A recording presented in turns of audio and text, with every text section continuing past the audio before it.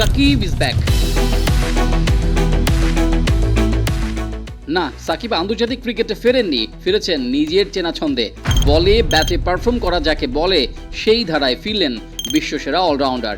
American national cricket লিগে সাকিবের ফেরাটাও অবশেষে দেখা গেল।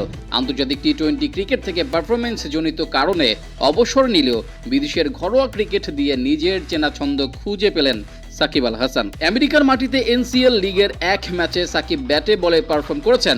10 ওভারি খেলায় সাকিব খেলেছেন 11 বল, 181 এর বেশি স্ট্রাইক রেটে করেছেন 3, 4 আর 1 ছক্কায় এই স্কোর করেন সাকিব। গত ম্যাচে স্লো ব্যাটিং করে সমালোচনায় পড়ায় পরের ম্যাচে ব্যাট হাতে এক প্রকার জ্বলে ওঠেন বিশ্বসেরা অলরাউন্ডার সাকিব আল হাসান। সাকিব শুধু ব্যাট হাতে না, বল হাতেও নিজের সেরাটা দিয়েছেন। 3 ওভার করে রান দিয়েছেন 37, উইকেট নিয়েছেন 2টি। বোলিং নিয়ে কদিন আগেও সমালোচনায় পড়েছিলেন আল হাসান, কিন্তু আমেরিকার এনসিএলে সাকিব সেই সমালোচনাকে থোড়াই কেয়ার করেছেন। তামিম ইকবালের দলের বিপক্ষে ব্যাটের পর বল হাতেও ভালো করেছেন।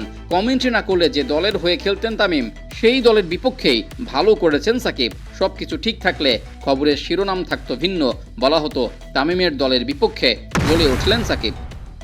তবে ফ্র্যাঞ্চাইজ ক্রিকেটে সাকিবের এই ভালো খেলার কি কোনো মাহাত্ম্য আছে হয়তো। কেননা অবসর ঘোষণা দেওয়ার দিন সাকিব বলেছিলেন যদি তিনি ফ্র্যাঞ্চাইজ ক্রিকেটে আবারও নিজের পুরনো ছন্দ খুঁজে পান, আর বিসিবিও যদি মনে করে সাকিবের টি-20 ফরম্যাটে বাংলাদেশ দলকে দেওয়ার মতো অবশিষ্ট কিছু আছে এখনও, তাহলে সাকিব আবারও টি-20 ক্রিকেটে ফিরবেন। সেই কথার ফোকর রেখে দিয়ে সাকিব দেখালেন তিনি এখনও টি-20 ক্রিকেটে পারফর্ম করতে পারেন, শুধু ধারাবাহিক হওয়া বাকি। ধারাবাহিক হলে জাতীয় দলের হয়ে সাকিবকে আরও একবার দেখা যেতে পারে টি-20 ক্রিকেটের 22 গজে। টি-20তে সাকিব ফিরে কি করতে পারেন তা এখনও তিনি প্রমাণ রেখে চলছেন। আর এর মধ্যে সবচেয়ে ভালো লাগার বিষয় হলো সাকিবের কামব্যাক করা। গত ম্যাচে 16 বলে 13 রান করে উইকেট শূন্য থাকার পরের ম্যাচেই প্রায় 200 স্ট্রাইক রেটে ব্যাট করে নট আউট থেকে বল হাতে একজোড়া উইকেটও শিকার করেছেন। সাকিব ভক্তদের খুশির দিনে নানান অস্থিরতায় সাকিব নিজেও হয়তো এমন পারফরমেন্সে খুশি হবেন। অনেকদিন পর এমন ব্যাটে বলে খেলাটা সাকিবের খুশির কারণ হবে নিশ্চয়ই।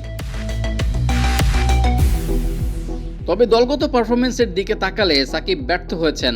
দলের অধিনায়ক হয়ে নিজ দলকে তিনি জয়ের মুখ দেখাতে পারেননি। ভালো স্কোর করেও নিজ দলের হার মাঠে দাঁড়িয়ে থেকেই দেখতে হয়েছে সাকিবকে। দিনের আলো সব নিজের দিকে কেড়ে নিলেও দলগত পারফরমেন্সে সাকিব একটু হতাশার কিনা কে জানে।